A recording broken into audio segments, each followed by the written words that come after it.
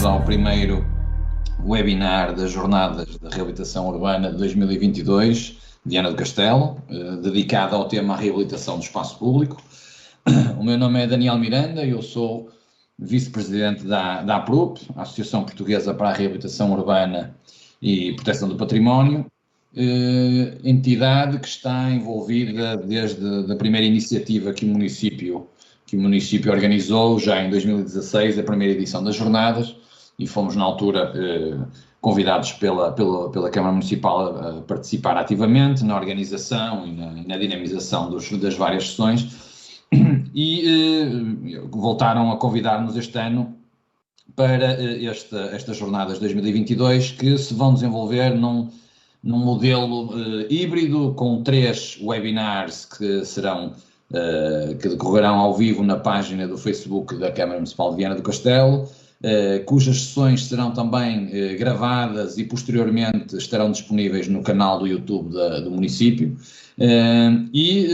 Depois destes 3 webinars, que será hoje o primeiro, no dia 16 de fevereiro o segundo e no dia 23 o terceiro, terão depois a sua conclusão num seminário, desta vez já presencial, no dia 2 de março, no Auditório Lima de Carvalho, em Viana do Castelo, e que, para além dos temas que vamos abordar aqui nestes 3 webinars, terá também um espaço para a apresentação de comunicações por parte da Universidade do Minho, da Universidade do Porto e também do Instituto Politécnico de Viana do Castelo.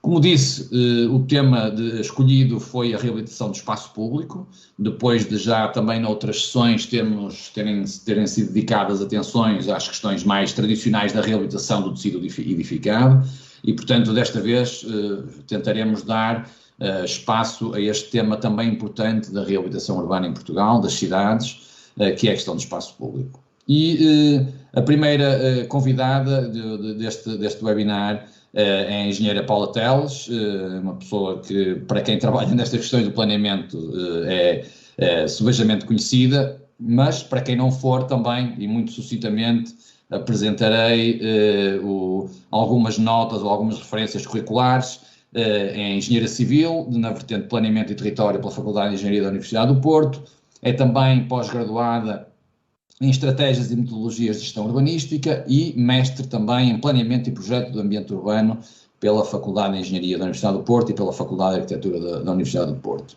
Para além de um percurso, diria eu, técnico no município de Matosinhos, fundou também a empresa MPT, já em 2004, e tem trabalhado com um número muito vasto de municípios e outras entidades, mas aqui queria destacar a colaboração com muitos municípios nestas questões da mobilidade e da qualidade do espaço público e das cidades, e, portanto, tem um currículo bastante vasto nesta matéria.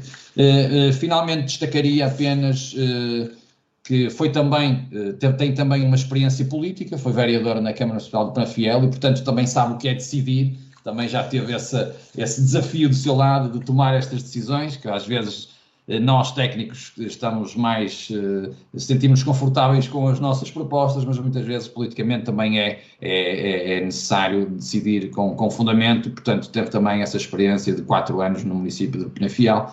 E, apesar do currículo ser muito mais vasto, estas eram as referências que eu gostaria de destacar da nossa convidada, a engenheira Paula Teles, a quem irei já de seguida passar a palavra.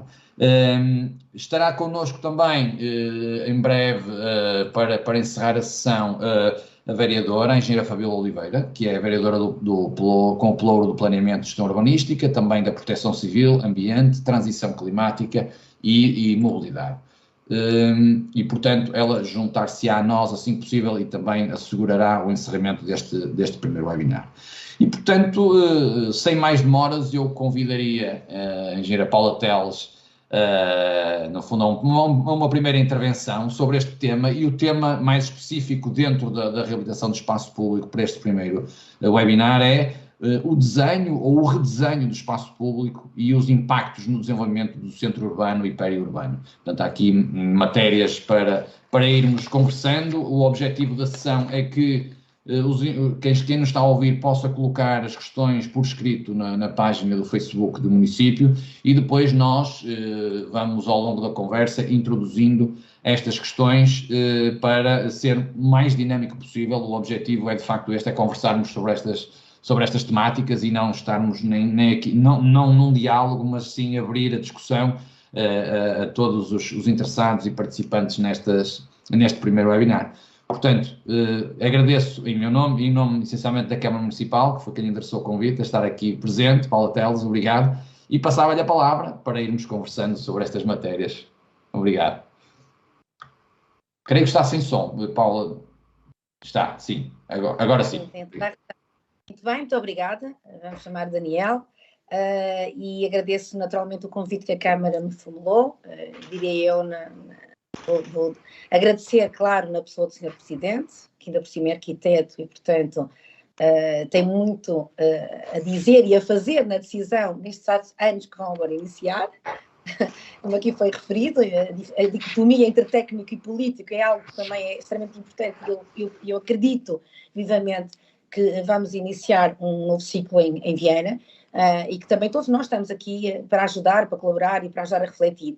E, claro, cumprimentar a senhora vereadora que depois vai aparecer no fim, a vereadora Fabiola, que de resto é engenheira, sim, essa é a minha colega, embora de outras áreas, mas eu costumo dizer que tudo que mexe no mundo é engenharia, para não me levarem mal os arquitetos que me estão a ouvir, isto para começar a aquecer, porque quem nos está a ouvir, com certeza que até será mais arquitetos, planeadores, geógrafos, do que até propriamente engenheiros. Infelizmente, o espaço público tem estado entregue, na minha perspectiva, infelizmente na minha perspectiva, tem estado entregue pouco à engenharia, quando eu diria que é a maior infraestrutura que existe sobre o território. A maior infraestrutura que nós vamos trabalhar esta década, em particular em Portugal, vai ser o espaço público. E porquê é que vai ser o espaço público? Porque nós estamos a sair do momento de grito, que é o planeta estar doente. E eu penso que nada melhor para começar este arranque daquilo que me foi pedido, do que falar aqui 2 ou 3 pontos que entendo que serão fundamentais naquilo que é o enquadramento do que vamos depois falar e discutir com todos que estão no auditório, que eu desde já agradeço e felicito por um ano fantástico que vai chegar pela frente.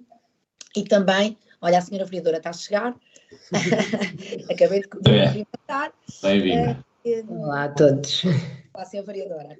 E portanto, dizer-lhes que eu tenho imensa esperança nesta década, que eu digo sempre que está agora a iniciar, porque nós tivemos 2 anos de Covid e, portanto, vamos acreditar, vamos anular, vamos pôr a borracha, apagar o que passou, esperemos estar a sair de uma grande crise mundial, que tem a ver com tudo que vamos aqui falar, porque o espaço público, o espaço urbano, na minha perspectiva, vai ter que ser repensado, reutilizado, redesenhado, na ótica de nós termos um planeta com mais qualidade de vida. Nós não nos podemos esquecer que neste momento já é cerca de 50% da população que se concentra nas cidades. Isto na escala mundial, mas também em Portugal. Aliás, os geógrafos já dizem muito bem que nós estamos a virar o país, que é um retângulo, está a cair no mar. Está tudo sobre a questão litoral, onde Viana também está nesse litoral, não é? Aliás, se forem ver um mapa de noite, que é uma coisa que eu aprecio muito e passo a vida a ver o Google, eu se calhar devia ser geógrafa, porque realmente gosto muito de ver tudo de cima e ver sempre a escala grande. Eu sou engenheira, mas sempre me afastei daquilo que era a ponte, a via, a barragem, o edifício, porque sempre entendi que o que eu gostava mesmo era o território, é todo o conjunto, e portanto eu gosto de estudar aquilo que está aí entre as grandes obras de arte, ok? Que é aquilo que nunca ninguém deu muita importância em Portugal, em particular, e que também não houve muita escola, por isso é que estamos com muitos problemas. As escolas de arquitetura ensinaram muito pouco sobre o urbanismo, sobre o espaço público, a engenharia não ensinou nada, a geografia começa agora a falar um pouco sobre a importância da mobilidade e daquilo que é o território físico, mas sempre tem que ser numa perspectiva do território social. E era aqui um ponto que eu queria deixar claro neste início de conversa. Nós estamos a falar de uma infraestrutura física, que é o espaço público, que é o território, e é isso que vamos aqui estar a falar durante este bocadinho de tempo, mas eu tenho a certeza e consciência que todos que nos estão aqui a ouvir e que estão a querer participar nesta conversa sabem que o nosso objetivo não é o chão da cidade ou da aldeia ou da vila. O nosso objetivo é o território social.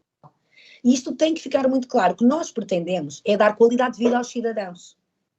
E, portanto, eu acho que este é um novo ciclo que vai iniciar e espero trazer muita gente para trabalhar no espaço público, em Portugal em particular, até aquelas pessoas que gostam mais das áreas da saúde, porque nós estamos a precisar de tratar o planeta que ficou doente. E o planeta ficou doente por muitos motivos, mas um deles foi o excesso de carbono na atmosfera. Todos nós sabemos que o excesso de poluição, dos vários níveis de poluição, vieram fazer com que um dia, no início do ano de 2020, tivéssemos que ficar todos fechados em casa e víssemos as ruas paradas, os autocarros não saíram, os transportes não andaram, ninguém andou de bicicleta e toda a gente ficou em casa com medo, e ainda estamos um bocadinho com medo, agora já menos, porque já a medicina ou a ciência ou a engenharia que está por trás dos medicamentos estão a encontrar formas de vacinas, mas foi isso que aconteceu. E, portanto, o que é que isso significa? O que é que isso quer dizer? Quer dizer que nós vamos ter que trabalhar uma mudança e uma cultura de mobilidade diferente, vamos trabalhar as mentes para estudarmos o problema no foco, naquilo que é a raiz, é ali, onde é que está exatamente o problema, de onde é que, quando temos estamos em casa e temos umidade em casa ou temos água que aparece, o que é que vamos fazer? É ver onde é que está a fonte da água, onde é que está o problema. E eu lamento muito, mas eu vejo muita gente a fazer muita coisa no país inteiro e no mundo, mas eu estou a ver poucas pessoas a acertar no problema. Onde é que está realmente o problema? E um dos problemas é que nós temos que atuar no fecho das emissões. Nós temos que descarbonizar a mais. E a mobilidade é responsável por 1/3 da atmosfera, dos problemas que vão para a atmosfera, da poluição. E estamos a falar de quê? Daquilo que emite o carbono, que é o carro, o automóvel. E porquê é que eu vou começar por aqui para chegar ao espaço público? Porque o espaço público foi uma infraestrutura, ou é uma infraestrutura, que passou, no caso de Portugal, e nos outros países foi de forma geral, só que já há uns anos ou umas décadas que tem havido vontade de inverter, o chão é uma infraestrutura que tem sido utilizada essencialmente para o automóvel. Eu própria, há 30 anos, tirei curso de engenharia da área do planeamento do território, estudando os transportes e a mobilidade e ensinando-me para que eu aprendesse a desenhar cidades para os automóveis. Então, eu era engenheira de trânsito para contar carros e fluxos de automóveis. Eu ganhei dinheiro a contar carros que entravam nas cidades e a dizer aos presidentes de Câmara que tínhamos que aumentar o canal da infraestrutura para entrarem mais carros. E é isso que nós não queremos hoje. Portanto, eu tive que dar uma pirueta a 360 graus, sem ter aprendido com consciência, estudando, não, foi o exercício da minha profissão, que há bocadinho o André acabou de dizer, desde técnica que coordenei a divisão de trânsito da Câmara de Matosinhos, até montar a empresa, de ser consultora autárquica e entrar noutras câmaras, até aquele pequeno percurso que fiz, político, eu tive que perceber que tinha com toda a energia que tentar mudar essa cultura do carro, porque nós temos que reduzir as emissões, então nós temos que utilizar mais transporte público, nós temos que andar mais a pé, temos que andar de bicicleta se pudermos, temos que utilizar o comboio, que bom que era se nós pudéssemos usar o comboio, muitos de nós que vão de Viana vêm ao Porto, ou que vão daqui querem ir a Viana, ou querem ir a Lisboa, e portanto nós percebemos que somos o resultado de décadas de uma construção massiva do edificado, de cidades que se construíram e que se amontoaram, como cogumelos, e entramos naquilo que é o espaço periférico, realmente, nós tínhamos as cidades e o centro, seja o centro de Viana, que é de resto lindíssimo, e que é património, não é da humanidade, porque ainda não é reconhecido, mas eu diria que é património da humanidade, é só ver o centro de Viana e percebermos isso, como também pode chegar ao centrinho de outro do norte, seja Braga, seja Vila Verde, todos estes centros, até mesmo o Porto, e aquilo que nós percebemos, o que é que aconteceu? Nós, face à introdução do automóvel, à liberdade que o automóvel nos deu, nós começamos, como hoje temos cada um telemóvel, cada um temos um PC, nós começamos a ter cada um carro, e tivemos a sorte que a vida permitiu que as pessoas tivessem mais capacidade económica para comprar esse referido automóvel e passarem a se poder deslocar livremente do ponto A ao ponto B, como quisesse. E isto fez com que a democratização do automóvel nos transformasse, de repente, num bem, mas que nos levava para qualquer lado, a qualquer hora, e passámos a viver dependentes desse automóvel, e com isso arrastamos uma urbanização e uma urbanidade que cresceu, apontando cada vez mais para uma periferia que crescia, porque o importava era nós estarmos a 1 hora do Porto, ou 1 hora de Viana, ou 2 horas daquilo da Coai, não propriamente estarmos perto do trabalho ou dos elementos de serviços, porque o carro levava-nos rapidamente.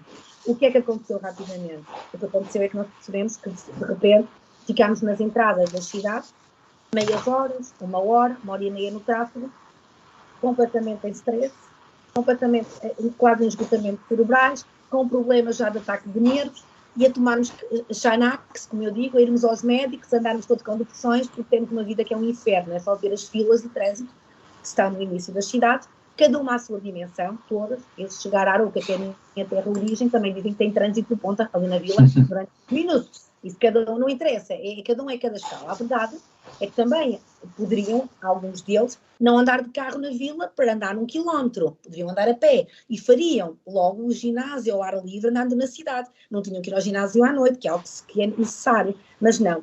Foi esta questão do carro e desta questão toda acelerada que provocou este problema. Isto veio trazer aquecimento global do planeta, alterações climáticas, e nós percebemos que já não era só na Flórida que havia tufões, que haviam tempestades enormes, que haviam incêndios. Aliás, tivemos em Portugal há poucos anos atrás, com mortes muito graves, e de repente as nossas televisões passaram a trazer problemas de incêndios nas florestas, de dilúvios, de temporais enormes e de catástrofes, como foi também Funchal, não é só a questão de Pedrógão Grande, do centro, etc., que muito melhor do que eu, a senhora vereadora poderá falar com toda a capacidade que tem e conhecimento na matéria do problema que foram os incêndios, o problema que é da ausência de planeamento das florestas, o problema da proteção civil e o problema que traz isso para a sociedade e para os custos que traz isso para um país. Ora, portanto, onde é que nós vamos chegar com isto? Vamos chegar a que nós precisamos de mudar. Precisamos de mudar de atitude. E temos que perceber que temos que atuar na fonte que está ao nosso alcance e que é realmente a redução de carbono e, portanto, na descarbonização. Precisamos de ter cidades mais amigas, mais saudáveis, que nos permitam não ter tanto carbono para a atmosfera e, portanto, isso vem trazer novos modelos de urbanismo e, por arrasto, novos modelos de mobilidade, novos modelos de habitação e novos modelos, no fundo, de organização das cidades. Sei que já tiveram e já conversaram muito noutras alturas sobre a habitação e que agora começa um pensamento sobre o espaço público e eu fiquei encantada com isso, porque o espaço público era pouco falado, como eu já referi no início, e pouco estudado no nosso país. E tem sido o território abandonado nas últimas décadas. Mas nós temos que pensar mais coisas que estão a acontecer. Nós estamos a ter um tecido sociológico cada vez mais envelhecido. Se o Covid não vier trazer grandes mudanças, nós estamos com uma pirâmide etária muito envelhecida, ela já praticamente inverteu, e, portanto, nós estamos já a ter problemas muito graves que as pessoas mais idosas, por mais que não queiram pensar nisso, são pessoas que têm mais debilidades de mobilidade. E é aqui que surge uma área que eu trabalho há muitos anos, e eu diria que é a minha área de coração e de paixão, que é trabalhar os territórios, o desenho urbano, de espaço público em particular, para pessoas com mobilidade reduzida. Estamos a falar de crianças e de idosos, de pessoas com deficiência, de grávidas, de mais com carrinhos de bebê, ou de pessoas que simplesmente têm um problema na vida e têm que fazer uma cirurgia, ou têm que fazer uma operação, ou têm simplesmente que transportar compras, ou outra coisa qualquer. Ou uma mãe com carrinho de bebê, ou até uma senhora tacão alto. O que é que isso quer dizer? Quer dizer que estas pessoas, nos países da OCDE, representam 65% das pessoas desses países. Não são 20 nem 30, são 65%. E, portanto, quando eu, Paula Teles, ou quando o Daniel, que trabalha também nesta área, ou quando os arquitetos que trabalham connosco diariamente, não pensam nestas franjas aparentes a nível do projeto e do planeamento, significa que nós não estamos a integrar a maior fatia da sociedade. E foi isso que eu notei há 25 anos, quando fui mãe. Quando tive um carrinho de bebê à minha frente, quando tinha que sair de casa, que não tinha elevador, para ir para o espaço público apanhar ar, vitamina D, que é aquilo que tanto nos pedem, e percebi que não tinha força para andar com um carrinho de bebê, para andar sempre a pegar nele, a agarrar, porque não tinha-se passeios que tivessem disto dimensionamento, espaço para o carrinho de bebê poder andar pela cidade. Mas não conseguia chegar a lado nenhum. Tinha que escolher muito bem os lugares para onde é que havia de ir, levarem-me de carro, deixarem-me lá um bocadinho e fazer esse passeio. E, portanto, vem daqui a grande motivação que eu tive na minha vida pessoal e que depois a minha vida profissional me permitiu, com muita sorte, que foi juntar esta perspectiva de humanização do território, a perspectiva da utilização do território, da cidade, da vila, da aldeia, à escala humana e perceber que a escala urbana não me respondia aos problemas humanos que eu tinha. Ou seja, esta integração completa, e eu acho que aqui é que está o grande truque, a grande consolo, a grande vantagem de nós estudarmos as cidades e podermos mexer, sejamos técnicos ou políticos, é perceber que nós podemos melhorar as coisas. Nós somos uma peça no puzzle. E nós mesmo, na nossa escala de presidentes de junta, de colegas que trabalham nas juntas de freguesia, nas câmaras municipais, no Estado, nas entidades do governo, etc., todos nós que damos aulas na universidade, nas escolas, mesmo sem serem da universidade, nós poderemos motivar os cidadãos para a percepção de que hoje nós temos que criar cidades e territórios inclusivos e amigos. E, portanto, entra aqui a questão da inclusão, a questão dos novos modos de vida e dos novos estilos de vida. Nós hoje queremos viver com muitas coisas à nossa volta, nós temos as tecnologias a ajudarem-nos imenso, é certo, mas nós percebemos que estivemos em casa presos, e eu, por aquilo que eu vejo, as pessoas estão mortas para andar na rua, estão cansadas de estar em casa, querem andar na rua a conviver. O telemóvel é útil, permite-nos contactos mais rápidos, mas nós queremos andar nos passeios, nós queremos circular na rua, nós queremos encontrar-nos nas praças. Está toda a gente loucamente à espera que comecemos outra vez a viajar. Eu acredito que vai continuar tudo isto, porque é uma loucura enorme de nós encontrarmos as outras pessoas, de percorrermos os caminhos das cidades. Ou seja, nós hoje vamos ter outra percepção. Nós ficamos a viver no entorno da nossa casa e muitos de nós percebemos que não tivemos espaço público envolvente, acessível, inclusivo, amigo, seguro. Quantos é que ficaram trancados em casa que não tinham varandas? Não podiam vir cá fora porque não tinham passeios, ou porque tinham alguns passeios, mas depois não tinham a vida que a cidade deve dar, porque estavam nos subúrbios da periferia, em pacotes e caixotes amontoadas de casas que se vão acumulando nas periferias das cidades, e quanto maior a cidade, mais periferias temos, porque depois é aquele trajeto, como aqui referi, de distância casa-trabalho, trabalho-casa, todos os dias, e quanto mais longe estamos, mais distância maior temos e mais tempo estamos no trânsito, menos qualidade de vida temos. E, portanto, a necessidade que nós combatemos hoje, nós que estamos na discussão política e técnica de fazer uma mudança de desenho no território, e essa mudança ser muito na questão da vizinhança, de tudo aquilo que é o desenho por um espaço que seja mais digno, mais humano e que possa receber pessoas que possam sentar num banco de jardim, que possam levar o neto à escola, que possam ir à mercearia ao lado, que possam ir a uma pastelaria.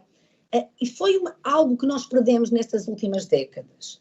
E eu estou muito contente porque estamos a começar a falar em Portugal no espaço público. Eu acho que este vai ser o grande tema e a Câmara de Viana está já à frente nisto, não tenho qualquer dúvida. Nós ainda estamos muito poucos a falar deste tema.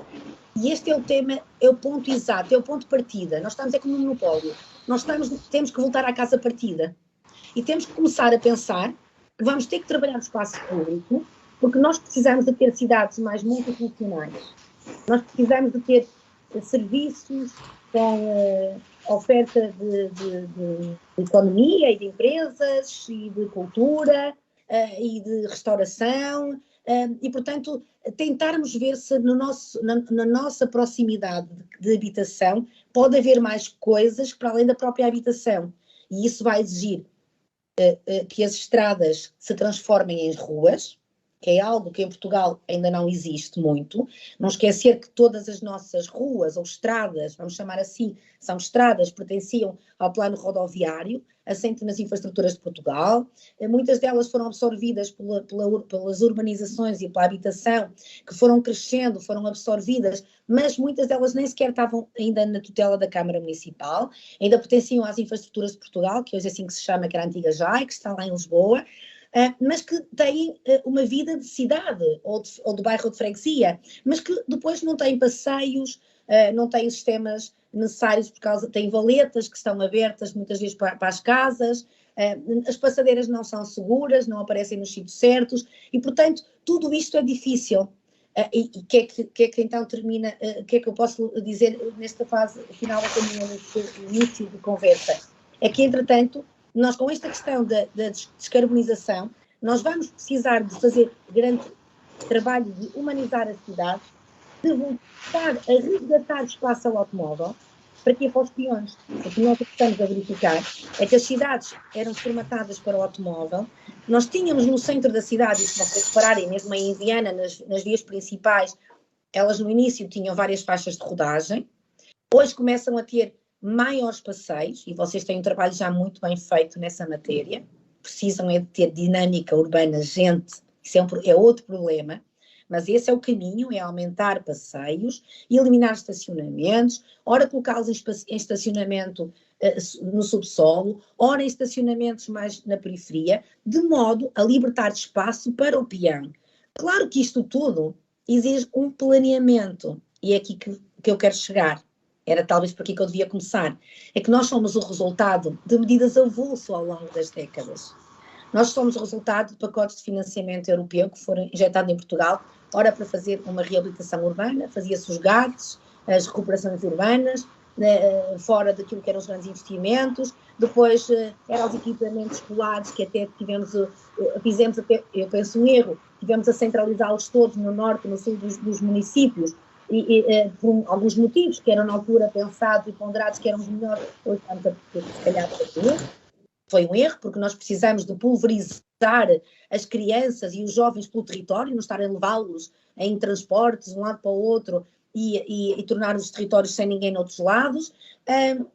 Precisamos de planear essa mobilidade toda com políticas integradas. Por exemplo, a questão do estacionamento é muito importante aqui. Nós, para termos mais espaço público nas cidades, e sabem disso, mesmo em Viana, nós temos sempre um problema, é o estacionamento. E as câmaras têm sempre este problema. Mas então, vocês vão fazer um trabalho de redesenhar a vila ou a cidade, vão fazer um trabalho de desenho urbano, mas onde é que vão meter os carros? Pois é, o problema também é que nos últimos anos nós tivemos políticas que eu hoje reconheço que foram erradas, muitas delas privatizando os parques de estacionamento, que hoje têm preços enormes e que não resolvem o problema de estacionamento, porque depois as pessoas acabam por estar a pagar imenso dinheiro quando podiam estacionar a um custo muito mais reduzido e colocando no parque subterrâneo, libertando espaço à superfície. Portanto, isto não se pode negligenciar, porque o espaço público é muito pouco. Ele é muito pouco hoje. Nós tivemos anos a trabalhar o privado. Os PDMs trabalham sobre o privado, não trabalham sobre o que é público. O público é a autarquia que trabalha. E, portanto, a Câmara Municipal e as câmaras todas, quando deram conta, tinham muito pouco espaço público e ele era tomado em 90% pelo automóvel, com este abuso que nós lhe demos. E agora nós temos que fazer esta inversão por causa do problema do aquecimento global, por causa da questão de necessidade de saúde pública. As pessoas têm que caminhar, e nada melhor que caminharem na cidade e na vila e na aldeia, fazerem as caminhadas, mas fazerem as caminhadas não é na ciclovia, é fazerem as caminhadas nos passeios. Só que a ciclovia apareceu, porquê? Porque houve financiamentos para as ciclovias, algumas foram feitas até avulso, não agarram a nenhuma rede, a rede não integra com a rede de transportes públicos. É uma ciclovia para andar de licra ao fim de semana a fazer exercício físico, que tem as suas vantagens, mas não resolve o problema da descarbonização. E, entretanto, nós vemos os peões, muitas das vezes, andarem na faixa de rodagem, porque o espaço público, a estrada ou a rua, ela está feita devidamente para o automóvel ter conforto. E o passeio é tudo às pedrinhas para o peão não poder ter conforto nenhum. Está tudo ao contrário. Pensem neste exercício, onde há cubos e pedrinhas, vamos pôr tapete, onde há tapete, vamos pôr pedrinhas. E se pensarem neste assunto todo ao contrário, vocês vão ver que se calhar grande parte das nossas cidades portuguesas vamos ter que mudar, porque os peões que são vulneráveis, então 65%, eles têm que andar em áreas confortáveis, inclusivas e acessíveis. Não é ter um chão com pedrinhas, é um chão com lajeado, ou com betão, ou com outro tipo de material, que não quero agora aqui fazer publicidade, mas que não seja irregular. Não é aos altos e baixos, porque isso tem dificuldade de uma cadeira de rodas andar, como sabem, por exemplo. E, portanto, as passadeiras também não podem ser a cubos. As passadeiras é o sítio mais perigoso, é onde é a maior taxa de sinistralidade. Elas têm que ser confortáveis para se passar rápido. Ou então pensarem como José Saramago, que fez um dia aquele filme, que tudo era cego de repente e só viam que não era cego. Imaginem quanta confusão que isso deu. E pensarem, portanto, que nós tivemos sempre a desenhar a cidade para o automóvel, quanto o automóvel é que devia andar nas pedrinhas, até para trepidar, para andar mais devagar. Nós queremos cidades hoje com velocidade 30 ou 20 e fazer uma mudança contrária naquilo que é a utilização dos materiais e os pavimentos do chão, para que ele seja uma infraestrutura digna de se andar a pé. Eu gostava de dar uma nota, que eu penso que é importante. Claro que eu sou da mobilidade e, portanto, tenho sempre isto muito puxado para o meu lado, e peço desculpa por quem está aí a ouvir, mas é assim, na área metropolitana do Porto e em Lisboa, nós temos o primeiro modo de transporte que chega, é o automóvel, que anda na casa dos 70% no Porto, 70% no Porto, na área metropolitana do Porto, vejam lá, e 60% em Lisboa. E o segundo modo de mobilidade é o andar a pé, nas áreas metropolitanas do Porto e de Lisboa, com percentagens em média de 20%. E depois o transporte público tem 11%, 10%. Atenção, estamos a falar em áreas metropolitanas onde há financiamentos, onde tem que haver dinheiro, que não é o que se passa em Viana do Castelo, ok? E, portanto, andar de bicicleta é 0,3%. Não é 1% sequer. Pois bem, os grandes financiamentos nos últimos anos foram para se fazer ciclovias, e eu ganho dinheiro a fazer ciclovias, também desenho ciclovias. Aliás, sou autora, talvez, de um dos primeiros livros que há em Portugal sobre desenhar cidades cicláveis, porque entendi que era preciso ajudar na parte técnica de como desenhar bem uma ciclovia. Mas a verdade é que o segundo modo mais utilizado nas duas grandes áreas metropolitanas é o andar a pé. E a pergunta que eu faço é: quanto dinheiro se tem gasto para melhorar passeios? Muito pouco. Todo o trabalho dos passeios veio por arrastamento, na regeneração urbana, nos PAI-CD, nos PEDUs, nos últimos anos, nos tábuas por aí. Se for a Viana do Castelo, nós temos uma evolução muito difícil na mobilidade.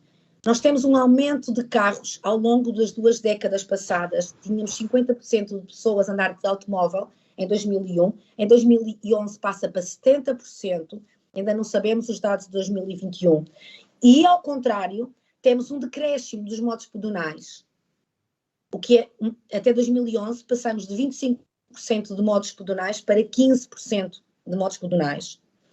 E transporte público também é reduzir para 10%. Ciclovias nem está aqui, nem existe. É contabilizado, portanto é 0, qualquer coisa. Isto significa que nós temos muito trabalho pela frente a fazer. E com isto eu termino esta primeira fase. Eu entendo que não é possível alterar a mobilidade sem redesenhar o espaço urbano. Não chega a pôr sinais, fazer mudanças de trânsito, não chega. Nós vamos ter que desenhar, vamos ter que apertar o canal, vamos ter que colocar estrutura verde, colocar árvores, fazer jardins, dar mais espaço aos peões, seja com medidas efetivas, seja com medidas mais temporárias, quase com sistemas de acupuntura urbana, que é agora uma das áreas, como vocês sabem, com planeamento tático. Vamos experimentar, como fizeram aqui no Porto. Eu tenho estado a ajudá-los no tempo de Covid. Temos várias ruas que apertámos as ruas com pilaretes apenas, outros com vasos muito grandes com muitas árvores, para experimentar, e colocamos muitas planadas na Baixa, nos sítios de estacionamentos, transformarmos algumas ruas, algumas faixas de rodagem em ciclovias. Não gastamos, só colocamos uns cones e algo assim, tipo floreiras, e balizamos alguns quilómetros aqui na zona da Boa Vista, onde eu estou a falar, com ciclovias, para fazer a experiência e ver se as pessoas até começavam-se a apropriar do espaço. E verificamos que isso é possível e queremos que já não volte atrás. E, portanto, com isto termino esta primeira volta, que nós temos aqui imenso trabalho pela frente. Aqui o urbanismo vai ser muito importante. Isto não é um trabalho de mobilidade, é um trabalho integrado de urbanismo, de ambiente, de planeamento do território, de trabalho nas obras, muito concertado com tudo isto, mas que tem que haver planeamento. E vai ser obrigatório, naturalmente, cruzar os planos de mobilidade urbana sustentável que começam a ser exigidos em Portugal e que a partir de 2024 têm que estar feitos nas cidades, nos municípios portugueses, assim como também trabalhos ligados às alterações climáticas, naturalmente, e ainda planos de urbanização, que eu acho que é muito importante ir por aí também. Claro que tudo isto tem que ser desenhado, claro que cada cidade precisará, por uma questão de não perder tempo, fazer estratégia, planear a sua cidade e criar como que um manual de desenho. esse manual possa ser replicado por tipologia de soluções, e os arquitetos aqui compreendem isso muito melhor do que eu, certamente, porque a cidade vai ser desenhada por muitas equipas, umas internas à Câmara e outras externas à Câmara, e vamos estar os próximos anos a desenhar, porque vem muito dinheiro da Europa, e nós temos que desenhar, mas nós devemos desenhar quando soubermos qual é o programa. E eu pedia que não se desenhassem sem saber qual é o programa. O programa é o que é que nós queremos para aquela rua A, o que queremos para a rua B e queremos para a rua C. E nós só sabemos qual é o programa da rua A se estudarmos o conjunto das ruas e o conjunto da cidade. E também, se tivermos nesse planeamento estratégico, aquilo que é vontade política de quem ganhou as eleições. Nunca esqueçam. E é a minha costela de decisão mais ligada à política. Exatamente. Eu penso que os técnicos servem para apoiar tecnicamente na decisão, mas cabe ao político que foi à luta, que foi a votos, saber que rumo quer dar à sua cidade, não é? E nós temos que beber dessa vontade e, se nos sentirmos bem naquilo que estamos a fazer, dizer, olha, se o Sr. Presidente, a Sra. Vereadora tem esse objetivo, é essa a missão que pretende, como aquela que agora nós ouvimos falar muito bem nos últimos dias sobre a vossa questão da água, que eu dou os parabéns a todos que me estão a ouvir, porque fiquei encantada, já se ouve falar de Viana do Castelo, na televisão, na TSF, passou a estar no mapa, não estava, desculpa, eu nunca ouvia falar de Viana do Castelo, com uma atitude tão simples, mas tão importante, para a questão da água, não é? Face ao problema que estamos a viver. E, portanto, nós só estamos aqui para servir tecnicamente e ajudar tecnicamente a montar uma missão que é política e que está numa altura de mudança absolutamente estratégica, numa altura em que estamos a iniciar um ciclo de PRR, um ciclo de Portugal 2030 e em que temos que mudar o nosso planeta porque ele continua doente e nós temos que dar saúde. Portanto, o espaço público tem que trazer essa saúde e é por isso que estamos aqui. Exatamente, ok. Muito obrigado, Paula Teles, acho que foi uma primeira intervenção muito rica e que já suscita, pelo menos a mim, aqui muitas questões. Algumas das questões que eu até tinha pensado colocar já foi até aflorando, a questão, por exemplo, dos financiamentos do direcionamento de muito do financiamento comunitário para um determinado tipo de intervenções que depois vemos que respondem a 0,3% da procura, ou seja, a indução na dinâmica é pelo menos muito lenta, é uma conclusão assim, um bocadinho positiva, mas quer dizer, estamos a gastar dinheiro para 0,3% de utilizadores. É evidente que esperamos que este número aumente, mas de facto a canalizar muitos milhões de euros para tão poucos utilizadores, isto era uma das questões que já respondeu e portanto não vou colocar. E antes de passar também a palavra não só à vereadora, se quiser também intervir antes de encerrar, mas vendo também já aqui alguns comentários muito concordantes e até de encorajamento político, aquilo que dizia há pouco, haja coragem política para tomar algumas destas decisões.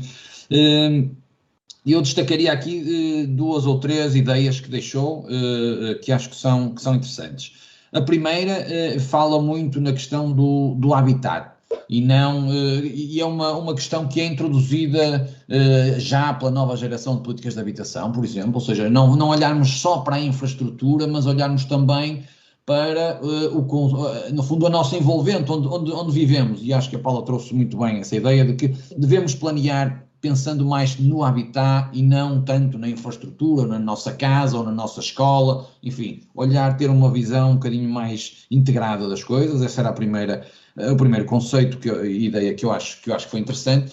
E depois também, no fundo, estava aqui a advogar um modelo urbanístico diferente.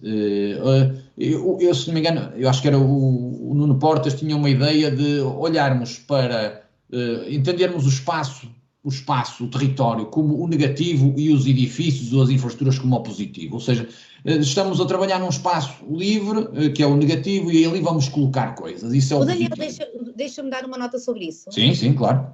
Que é uma coisa muito curiosa, quem me conhece sabe que trabalho essencialmente o planeamento, também fazemos projeto, mas o planeamento é algo que me seduz imenso. E mudei completamente a forma de análise do planeamento que eu fazia há cerca de 2 ou 3 anos para cá.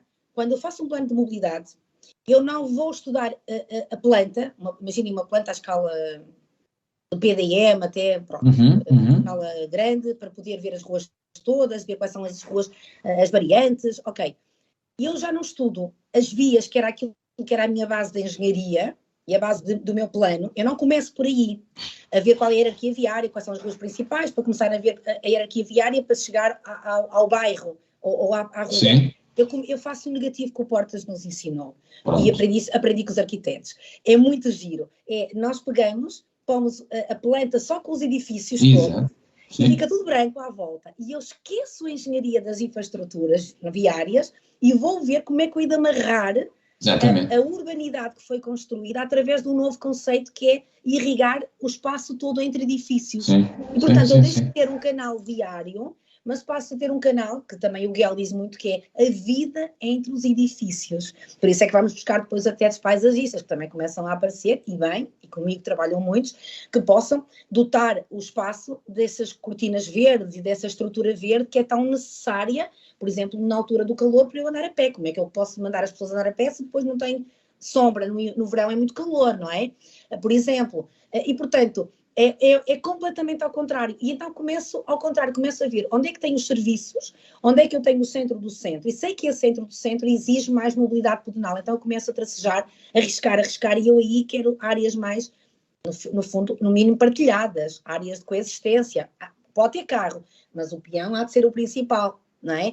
E começo daí para fora, e portanto é uma abordagem completamente diferente, é uma abordagem com fundamento no urbanismo, urbana, que é algo que normalmente, como sabem, não se aprende nas universidades. Aliás, não temos ouvido dizer, um colega nosso, que só há urbanistas com mais de 50 anos, e eu espero não ir ferir suscetibilidades a quem nos está a ouvir, mas há engenheiros licenciados em engenharia, há licenciados em arquitetura, há engenheiros que fazem engenharia ao longo da vida e há arquitetos. Urbanistas são muito poucos os que tiram o curso de urbanismo, eu também nem conheço, sinceramente. Eu conheço urbanistas que são pessoas com idade que começaram a trabalhar as escalas diferentes entre o planeamento e o projeto e ganharam essa experiência de vida, onde eu me incluo certamente, que trabalha uma escala grande e uma escala pequena e faz tudo em simultâneo e consegue fazer essa mudança de escala.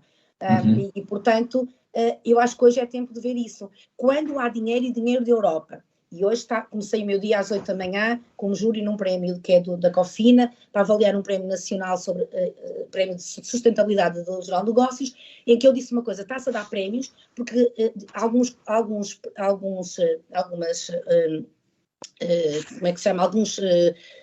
concorrentes entraram aqui para ir ao prémio com painéis solares e com coisas ligadas às energias. Eu lamento, porque eu gostava de ver, era um prémio para entidades que me conseguem desenhar ruas que, por exemplo, sejam boas a nível do sol. Porque nós não perdemos anos e anos que nós não planeamos e nós não riscamos o território a desenhar as ruas, por exemplo, com a questão importante da disposição solar.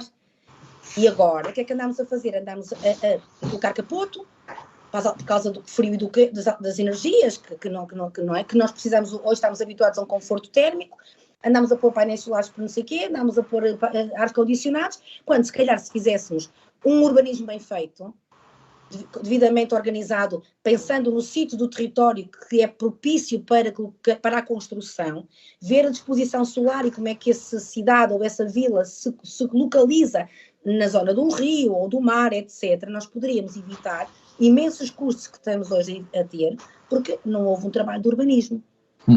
Imensas fachadas que se fazem de prédios novos completamente a norte, que nunca vão ter sol, que vão ter imenso vento, que vão ter imensos problemas do tempo, não é? Sim. E, portanto, há claramente, e em particular em Portugal, uma negligência absolutamente enorme na atitude de urbanista, de urbanizar, pensar onde é que eu vou riscar. Eu tenho uma folha em branco, tenho aqui a cidade, para onde é que eu vou aumentar a minha cidade, para onde é que ela há de crescer, se é para norte ou para sul, não em função porque houve ali um continente, ou porque veio para ali uma escola não sei o quê, mas em função daquilo que é o território, a geografia, a estrutura verde e tudo aquilo que é o ecossistema natural.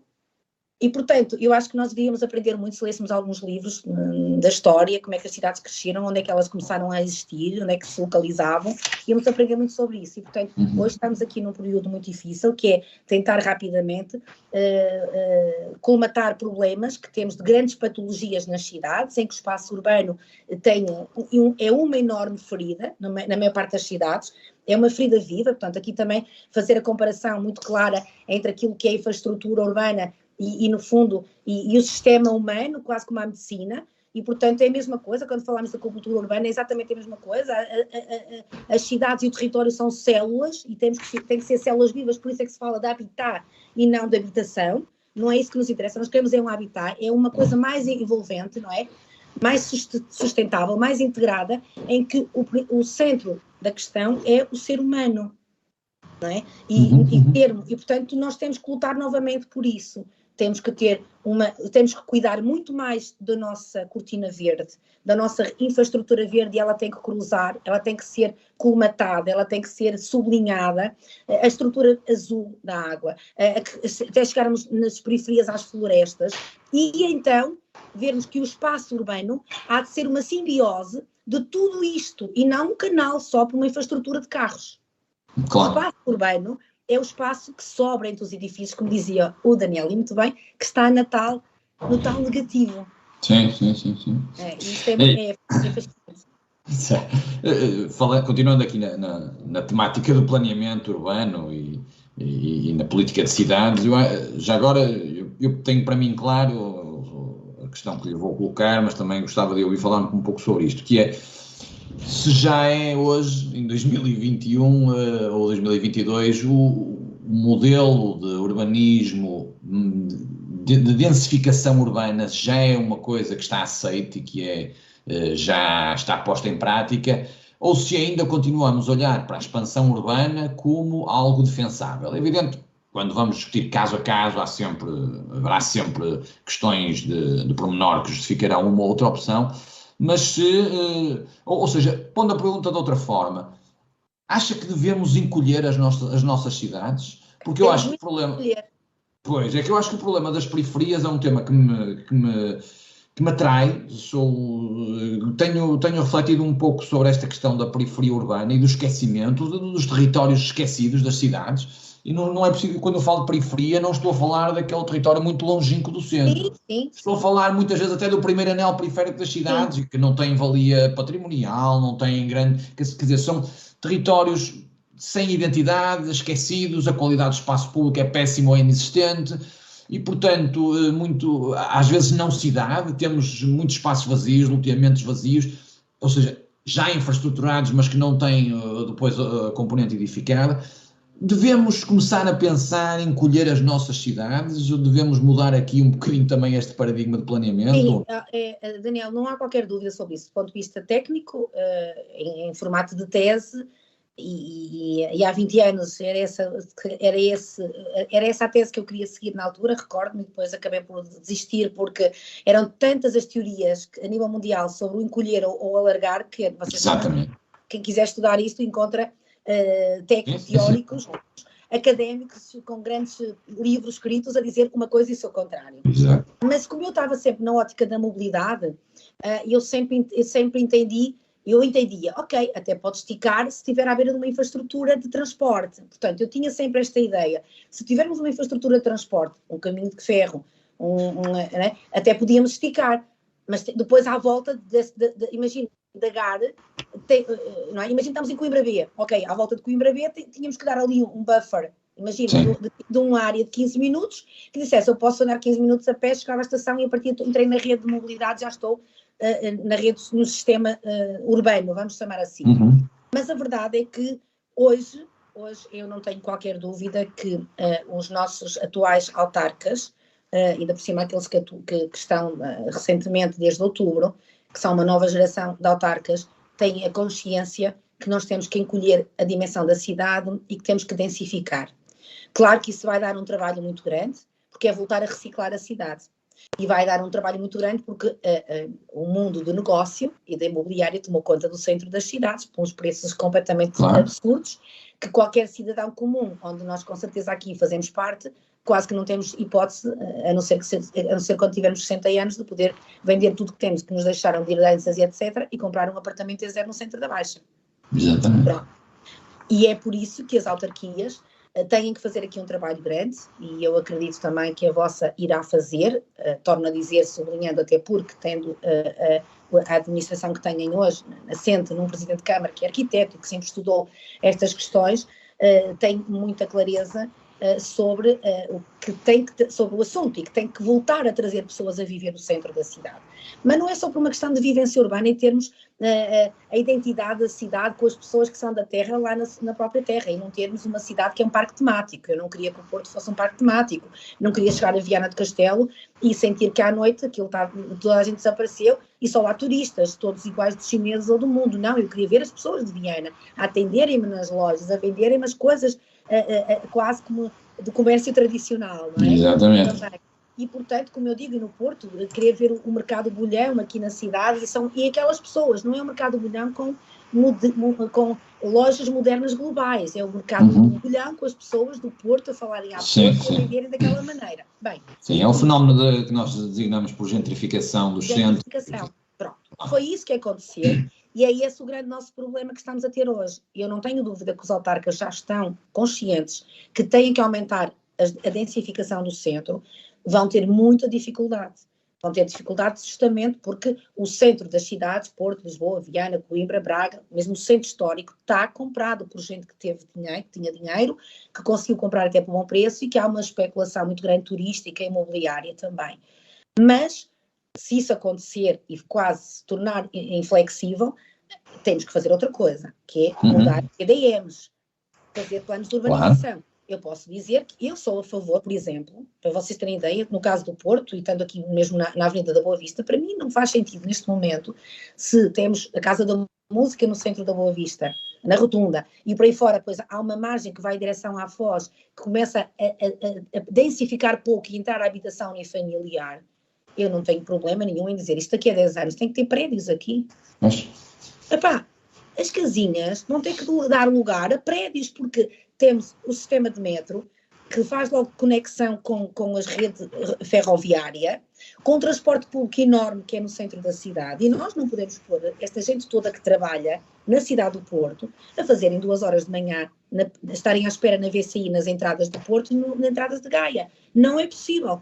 E, portanto, a Câmara Municipal vai ter que criar políticas de habitação, e o Governo está a introduzir isso em Portugal, como sabem, e eu espero que seja realmente uma realidade esta política, que vai continuar certamente, que o Governo se mantém como da habitação do primeiro direito, porque realmente tem que haver aqui uma ginástica de perequação da habitação que permita que as famílias jovens de trabalho da média classe possam voltar a viver o centro. Os centros das cidades.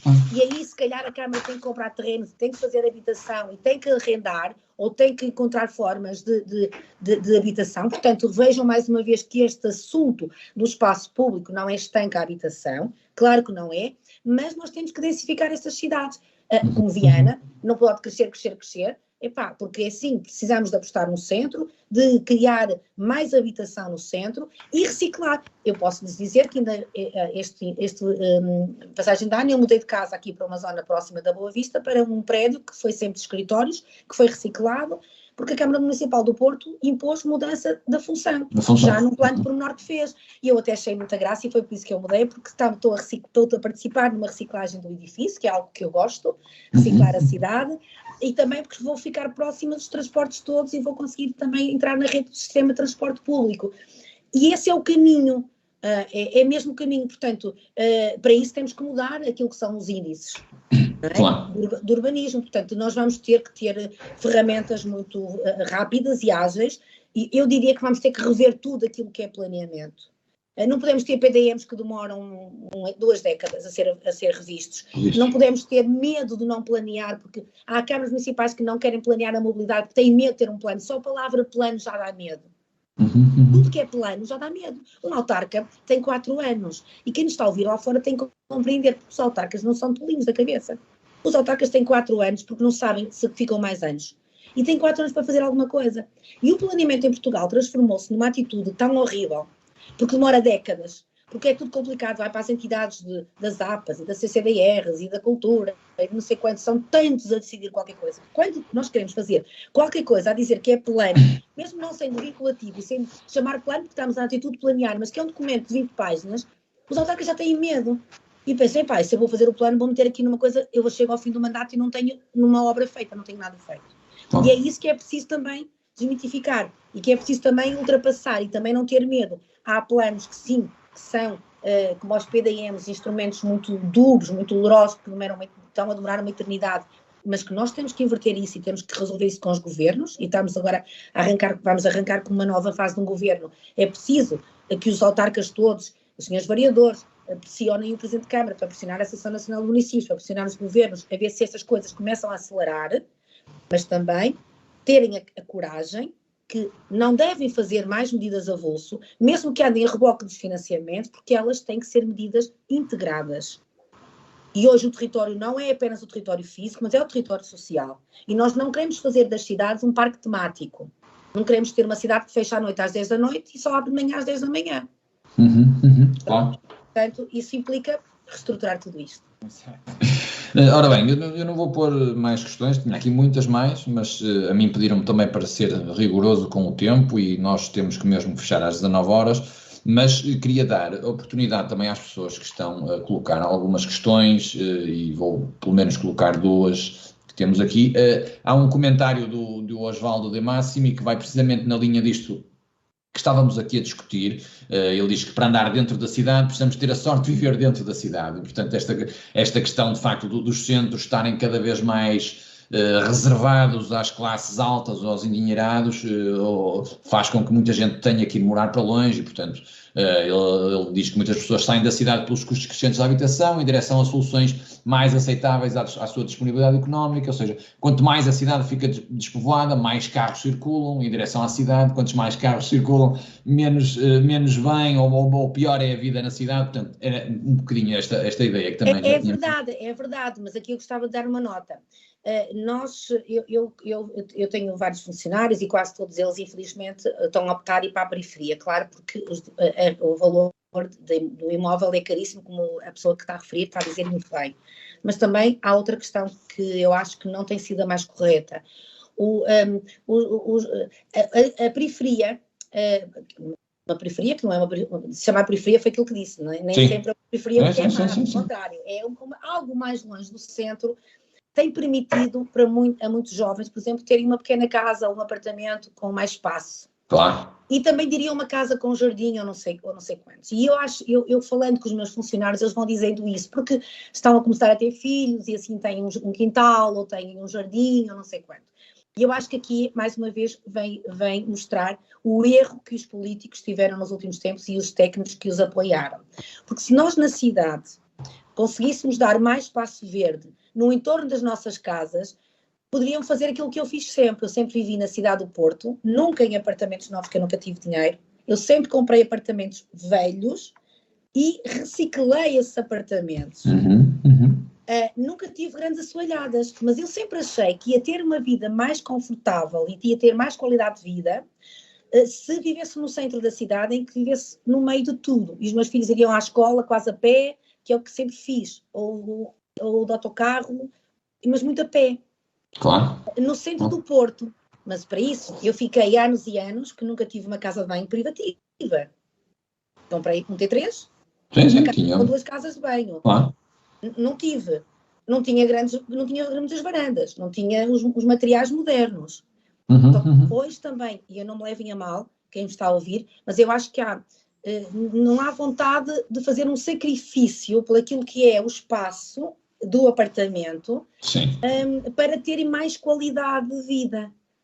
Porque para mim é qualidade de vida eu ter 2 horas à tarde que eu não estou no carro, eu vou para o pé de casa. Mesmo sabendo que não tenho uma moradia espetacular, nem que não tenho um apartamento XPTO. Agora, para fazer esta mudança de mentalidade, mais uma vez, acho que as autarquias vão ter que trabalhar o espaço público para dar este espaço verde que nós não temos possibilidade de ter no centro da cidade e que quem vai para a periferia tem, que é uma vantagem muito grande. E assim podemos estar num apartamento até mais pequeno, mais barato, mas dizer assim, ok, pronto, não tenho um jardim privado, mas tenho um jardim público, tenho ali um jardim, consigo andar com o menino de bicicleta, consigo levar o menino com triciclo, posso até ir trabalhar no portátil ali no jardim ao lado. Pronto, e eu acho que isso é aquilo que tem, portanto, foram opções que fizeram, Claro que elas aceitam essencialmente, ponto 1, num mercado que se tornou muito caro e impossível a quem quer viver no centro, mas, ponto 2, com uma vontade e de um estilo de vida completamente diferente e algum espírito, pouco de sacrifício nesta perspectiva. Sim, concordo. Concordo, mas a minha perspectiva, por acaso, no que diz respeito a esse tema, é um bocadinho mais derrotista. Eu acho que nós estamos a perder um bocadinho essa luta de evitar que vamos ter nos edifícios antigos uma habitação nova, pelo paradigma do que é uma habitação ou um apartamento moderno. E as pessoas acho que não estão a conseguir compatibilizar bem estas duas ideias, aquilo que estava, e o exemplo que deu da sua vida particular, acho que é um bocadinho aquilo que não se está a conseguir, e as exigências e os padrões naquilo que é designado reabilitação, mas que não é reabilitação, muitas vezes é puro fachadismo, é deitar abaixo e reconstruir, e portanto estamos com isso a penalizar fortemente o nosso património. Estamos a perder património valiosíssimo, técnicas construtivas interessantíssimas pelo país fora, portanto está-se a praticar, ou seja, são medidas e ações irreversíveis. Nós não vamos conseguir voltar atrás. E eu acho que nós, sinceramente, e na APROP temos debatido muito essa questão, eu acho que nós estamos a perder essa guerra e essa batalha, e que nos vai custar muito, e depois apenas podemos ter saudades e pena das tomadas de decisão de agora, porque isso vai ser bastante penalizador. Esse propósito, eu costumo dar um exemplo muito concreto, mais uma vez aqui da cidade do Porto. Quem conhece o Porto conhece a Rua do Almada, ou dos Almadas. Do Almada, sim. Do Almada. Sim. É uma rua muito histórica, muito importante na cidade do Porto, que era a Rua dos Ferreiros, essencialmente, das ferragens, que tem uma arquitetura lindíssima, com aquelas fachadas e aquelas varandas todas muito bonitas, de granito também, e que ela neste momento está toda a servir o turismo, toda com alojamentos locais, toda a rua. Sim. E o que é que aconteceram? Fizeram obras de reabilitação dos edifícios, apenas os transformaram, aproveitando o máximo para dar o máximo de quartos, porque o que se vende é o quarto. Claro. Se tem um quarto ou tem 2 quartos para uma família, podia vir passar um fim de semana ao Porto. E aproveitaram uma exceção que foi criada justamente para a reabilitação urbana, por exemplo, a nível do 163, que é, não colocaram elevadores, são tudo edifícios de 4 pisos, 3 ou 4 pisos. Foi uma exceção que fizeram, que deixaram para quem estava a fazer reabilitação urbana, se calhar nesta questão de aproveitamento económico e de rapidamente dar resposta a um boom de turismo que veio para o Porto, como sabem, há poucos anos atrás. E a verdade é que foi agora perceber o Covid, os turistas deixaram de vir, e quem investiu naqueles apartamentos, eles não dão para mais nada. Porque se forem à Booking nos últimos anos, já vêm alguns idosos a dizer que tinham até nota alta, mas que não tinha elevador e que, portanto, não sei o quê. Famílias com carrinhos de bebê que já não podiam, era nota alta, mas não tinha elevador, não era acessível. E agora digam, o que é que se vai fazer se nós quisermos transformar a função outra vez para a residência, que era isso que nós queríamos? Claro. O que é que se vai fazer daquilo? Aquilo não dá para viver, porque eu não vou comprar um apartamento que não tenha elevador. Eu daqui a nada com companhia, não é? Pode ser um problema. Claro. Então, eu não vou, uma família com crianças também não vai. Portanto, nós perdemos imenso, e pode ser irreversível, na utilização e nos gastos que se fez, nos investimentos que se fizeram naquele parque habitacional todo, de uma rua enorme do lado direito e esquerdo, com 4 pisos de altura, porque se criou uma exceção a um decreto-lei de 2006 que exige, a partir de uma certa altura, que se tenha até elevadores, e eu acho que cada um de nós que tenha a mínima de consciência, que pense no nosso ciclo de vida, tem que perceber que a qualquer momento pode ficar com a mobilidade reduzida e fica sem poder sair à rua. Portanto, também no âmbito da sustentabilidade, não é sustentável fazer edifícios sem acessibilidade. Claro. Era aquela loucura de aproveitar, de criar espaços que não são contabilizados para pôr camas e, portanto, é avançar porque mais um elevador, mais um espaço, menos uma porta, mais um corredor e não temos aqui, isto no final, só dá para 3 ou 4 apartamentos. Portanto, há muita coisa, há aqui muito caminho a fazer pela frente, há que aprender muito com os erros, mas uma coisa é certa, também não podemos ser só pessimistas, temos que todos nós arrancar as mangas, vivemos um problema, o Covid veio trazer outro problema, temos uma sociedade extremamente envelhecida, temos um país com um sol fantástico, único, e com uma população super simpática que gosta de ser hospitaleira, onde vocês também, e nós no Norte fazemos parte, e portanto nós temos que adaptar rapidamente todo o nosso parque habitacional e aproveitar agora, porque ainda há muito trabalho a fazer no espaço público, redesenhá-lo com esta escala humana, com este conceito de habitat, para ver se conseguimos recuperar todos os falhanços que foram, sendo certo que as câmaras municipais dos próximos anos vão ter muito trabalho pela frente e muito difícil. Atenção, não é a altura das infraestruturas, em que estávamos na Câmara e tínhamos era que fazer mais saneamento, que isso é fácil. Agora não é.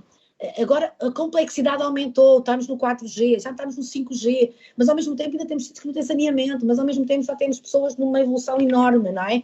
Temos turismo pela frente, temos investidores, temos um planeamento completamente diferente, temos a apostar no ambiente, estamos com falta de água, estamos com tantos problemas que a nossa matriz é altamente heterogénea, como a mobilidade é, deixamos de ter as pontas da manhã e as pontas da tarde, as horas de ponta. O Porto já não tem em Lisboa, e eu tenho estudado muito essa matéria dos padrões de mobilidade. Nós já temos uma heterogeneidade de movimentos durante o dia que já nem nos dá quase a possibilidade de planear, até porque há muita gente em mobilidade que já deixou de trabalhar, e portanto depois temos muitas deslocações para efeito lazer, muitas deslocações para as compras, etc. E isso aumenta a nossa complexidade, a nossa cadeia, que é o território, como sistema vivo, e claro que as decisões políticas são cada vez mais difíceis. E se querem que lhes diga, a minha opinião, é que neste momento os políticos precisam muito de técnicos competentes. Porque eles precisam mesmo muito de técnicos competentes, e eu gostava muito, quem está a ouvir que é técnico, que deixasse sempre de dizer mal de tudo, arregaçasse as mangas e começassem a trabalhar. E é isso que eu estou sempre a falar. Temos um período para dizer mal, a partir do momento temos que começar a ajudar, a trabalhar e a encontrar soluções, porque é como nós no nosso prédio, alguém tem que tomar conta do condomínio. E quem é que vai tomar conta do condomínio da cidade? Qualquer dia não há ninguém que quer ir para a política. A política é muito difícil, e as redes sociais vieram aumentar imensos problemas, sem bater todos mal. E é claro que há de tudo. Há pessoas boas e pessoas más. Há pessoas que entram na corrupção e pessoas que não entram. Mas temos que acreditar que há também muita gente que quer fazer um trabalho bem feito, que tem objetivos muito claros, mas que têm hoje pela frente um sistema altamente complexo, não é? Sim. E, portanto, também temos que ajudar a simplificar. Exatamente. Paulo, eu ia só então colocar duas questões que estão aqui e que são muito concretas. Uma delas, eu já estou a ver que não era resposta curta, mas eu ia-lhe pedir, dentro do possível, que tentasse ser curta na resposta, porque é o Jorge Teixeira que coloca como é possível retirar os carros sem uma aposta fortíssima nas redes de transporte, tão difíceis em territórios de baixa densidade, como é o caso de Viana, e sem uma estratégia clara de intermodalidade. Portanto, esta é a pergunta de hoje. Vou responder, não é possível. Exato. Eu também acho que não. Mas já agora deixa-me fazer a outra, que esta já é mais específica e depois poderá responder também às duas, que é do Pedro Mendes, que começa por dizer: é certo que o espaço público está muito descompensado nas áreas urbanas do país, dando uma percentagem da secção de via muito maior à circulação automóvel e ao seu parqueamento do que as zonas de circulação e permanência de peão e ciclovias. Também é certo que não podemos ignorar quem depende do automóvel para se deslocar de casa para o trabalho e vice-versa. No entanto, se o automóvel estiver estacionado durante 8 horas de trabalho, mais as 8 horas em que dormimos, concluímos de forma chocante que este objeto ocupa o nosso espaço público um lugar sem sentido. E a questão que coloca é: gostaria de vos ouvir falar, não a mim, mas a si, sobre qual a importância dos parklets para a mitigação e o desencorajamento do uso do automóvel. Esta é a questão muito concreta do Pedro Mendes, que eu já agora juntava às duas. Está perfeitamente bem pegado nesse assunto. O automóvel, 92% da vida útil do automóvel está estacionado, 92% da vida útil. Portanto, imagina o que é nós comprarmos um automóvel por 50 mil euros. Há pessoas que compram por valores maiores. Vejam o que é que isso quer dizer. Portanto, nós vamos ter que perceber, é assim que já é no Norte da Europa, que o automóvel vai ter que ser, que é um objeto extremamente caro, muito caro, e que vai ser muito mais fácil nós alugarmos quando precisarmos dele. Portanto, entra a mobilidade enquanto serviço. As cidades maiores, onde Viana está incluído, vai ter que apostar no transporte público, naturalmente. O transporte público, eu diria, a mobilidade vai ser o segundo direito. Primeiro a habitação, Eu ando a dizer isto há muito tempo, acho que já estão a pegar. A mobilidade vai ser o segundo direito. Eu até diria que o transporte público vai ter que ser gratuito no futuro próximo. Não vejo outra solução. As câmaras municipais, enquanto autoridades de transportes, vão ter que aumentar a rede de transporte e ela vai ter que irrigar as freguesias e as áreas mais afastadas, menos densas, portanto, com transportes mais flexíveis, mais a pedido. Ou seja, nem que seja através de uma central tecnológica, informática, vai à junta de freguesia, ou um sistema que se encontre, pede o transporte e vai um carro até ligeiro, que até pode ser táxi, que é tipo alugado pela Câmara, okay, para fazer esse serviço. Não são autocarros enormes, a toda a hora andarem para um lado e para o outro, a gastar gasolina ou gasóleo e, mais uma vez, aumentar a poluição da atmosfera. Esse vai ser o modelo. E o modelo vai ser, no futuro, vamos ser nós muito poucos a ter carro. Nós vamos usar o transporte público e quando quisermos ir ao Porto ou ir a Lisboa, de preferência por ir com a família ou alguém, alugamos um dia o carro, alugamos 2 dias o carro, porque ninguém quer ter, os jovens já não querem estar a ter a pachorra. Aliás, saíram resultados há pouco tempo que o número de encartados está a diminuir à medida que aumenta o número de escolaridade. Então, as pessoas que são mais formadas já têm menos carros, têm menos cartas de condução, porque já perceberam que nem querem se chatear com isso, muito menos andar na oficina, é tudo muito complicado, pagar seguros, etc. Portanto, nós vamos ter esse futuro, que é um futuro que vai chegar adiante, como eu costumo dizer, como vai chegar a Aroca ou aos sítios mais pequenos do interior, nos próximos 10 anos, que é uma rede forte de transporte, porque eu acredito nela, acredito mesmo, e depois num sistema ou de partilha de carros, ou de aluguer de carros, ou como os carros Uber, ou TVE, ou os táxi, que vamos utilizar de outra maneira, e depois, sim, claro, quando termina o transporte, quando chega à paragem, também ter aí bicicletas, para poder andar quem possa, aí sim entrar de bicicleta. Já agora dizia que 65% das lotações das cidades, em média, 65% têm menos de 3 km.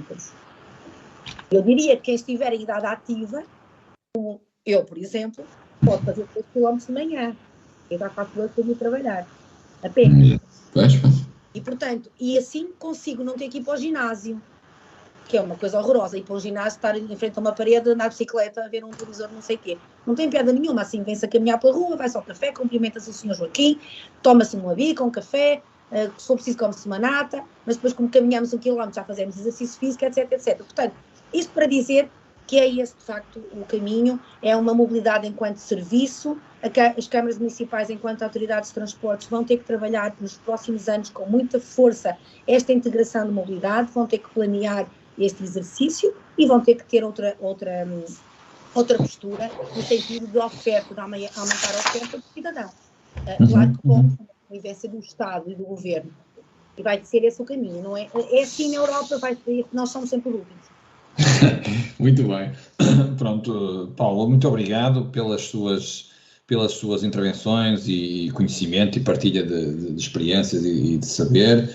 Acho que foi muito interessante. Fica também já aqui a certeza de que no dia 2 de março, no seminário final, podemos voltar novamente a falar sobre estas questões, entretanto possam ir surgindo e será a nova oportunidade de falar consigo sobre estas matérias. Portanto, para já, só em meu nome, agradeço muito a sua presença e o seu contributo e passo a palavra à vereadora, a engenheira Fabiola Oliveira, para também encerrar a sessão e depois eu darei só a última palavra para a próxima data do próximo webinar. Força! Obrigado. Ok, olá a todos. Desculpem ter vindo um bocadinho atrasada, mas estava em reunião de Câmara e por isso não houve hipótese. Antes de mais agradecer a vossa presença, é sempre bom ouvir a engenheira Paula, com um entusiasmo e uma paixão que fala sobre estes assuntos que realmente leva-nos todos a sonhar com uma cidade futura realmente melhor, não é? Mais verde, mais sustentável, mais inclusiva, sobretudo, como referiu. Eu, como engenheira florestal, claro que este tema adoro porque vejo sempre que quando fala na parte da mobilidade junta sempre depois os espaços verdes, a área envolvente. Claro que também falou e na importância que temos que dar ao centro histórico e dar mais vida ao centro histórico e eu penso que realmente é fundamental nós unificarmos e, como disse, planearmos tudo isto. Eu estive atenta e tenho neste momento estes pelouros, por isso penso que fiquei um bocado assustada com aquilo que poderei ter em mãos, mas era engraçado quando estava a falar, estava aqui a tomar uma notita e a dizer, estou assustada com o que vem aí em mãos e o que é que me pode vir calhar, porque realmente temos que trabalhar muito e mudar muito a mentalidade das pessoas e nós próprias, do próprio executivo e dos planos todos que temos em mãos, mas eu estava aqui a pôr uma notazita e acabou a engenheira por também dizer o mesmo, que é, temos grandes equipas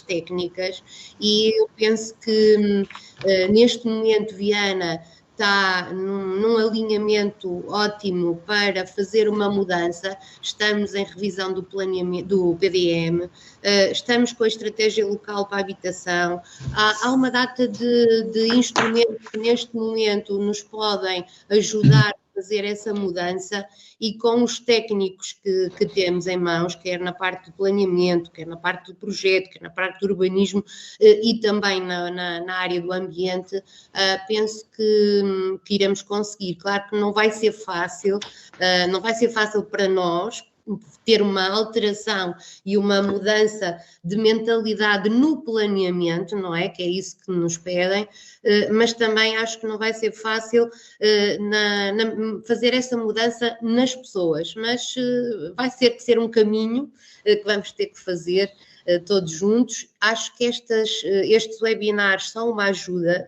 boa, é bom ouvir gente que sabe e por isso leva-nos a pensar e acho que é extremamente importante. Eu tenho que fazer aqui a apresentação do Daniel, porque não fiz. Não precisa. Eu ter feito eu logo no início e por isso vou fazê-lo assim muito rapidamente e depois vou só terminar explicando o que é que nós temos pela frente neste evento que foi programado do Praxis, não é? Ora bem, o Daniel é licenciado em Geografia e Planeamento pela Universidade do Minho, pós-graduado em Planeamento e Projeto do Ambiente Urbano pela Faculdade de Engenharia da Universidade do Porto e com curso pós-graduado de atualização em Economia e Políticas Urbanas do Instituto de Geografia e Ordenamento do Território da Universidade de Lisboa. Possui formação técnica especializada em sistemas de informação geográfico, que é fundamental para estes assuntos, não é? E é sócio fundador da APRUP, que é a Associação Portuguesa para a Reabilitação Urbana e Proteção do Património, e exerce atualmente o cargo de vice-presidente e também já foi o presidente da direção. Tem bastante experiência na coordenação e participação técnica de projetos, estudos e assessorias nos domínios do planeamento estratégico, políticas urbanas, com especial destaque para a reabilitação urbana e habitação, planeamento e ordenamento do território, desenvolvimento regional e local. E está por isso à vontade nestes temas e desde logo a pessoa certa para coordenar estes webinars e por isso estamos muito satisfeitos de o tê-lo aqui connosco. Obrigado. Realmente fez um bom trabalho. Nós no futuro, como não sei se já refizeram essa referência. Sim, no início, sim. Pronto, vamos ter os tais webinars todas as quartas-feiras. Começamos hoje abrimos muito bem, não é? Com a engenheira Paula Teles. O próximo será dia 16, com o arquiteto Pedro Homem Gouveia, não é? E depois o último no dia 23 com o arquiteto Avelino Oliveira. E terminamos depois com o formato presencial no dia 2 de março, no Auditório Lima de Carvalho, e eu penso que vai ser interessante. Vamos ter uma primeira fase em que vamos ter as perspectivas dos investigadores e dos alunos da Universidade do Minho, do Porto e do Politécnico de Viana, e depois, na parte da tarde, teremos então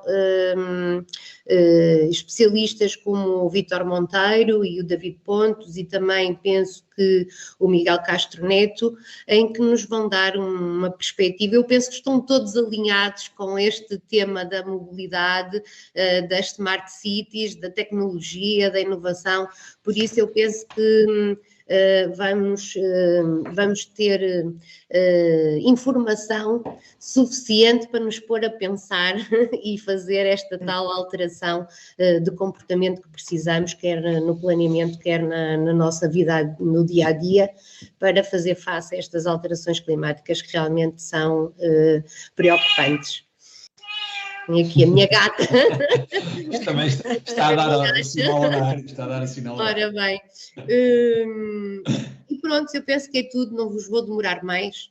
Também sou engenheira assim muito direta, não falo aqui em grandes questões políticas, por isso acho que também o que nos interessa era ouvir a engenheira e por isso, por mim, termino, tá bom? Obrigada a todos. Muito obrigado. Eu terminava só a reforçar aqui uma ideia, que é que esta sessão foi gravada e que depois vai estar disponível no canal do YouTube da Câmara Municipal de Viana do Castelo, para quem quiser depois rever, ou quem não pôde assistir na totalidade, pode depois revê-la no canal do YouTube do município, que estará disponível brevemente. Portanto, pronto, cabe-me a mim encerrar. Obrigado uma vez mais pelo convite e pela presença quer da engenheira Paula Teles, quer também da vereadora, e cá estaremos na próxima quarta-feira. Desta vez o tema é mobilidade, interferências na reabilitação urbana, portanto à mesma hora, nos mesmos canais, na próxima quarta-feira. Muito obrigado. E eu estarei dia 2, então. Exatamente, sim. Presencialmente. Muito obrigada pelo convite. Obrigada a nós. Boa semana.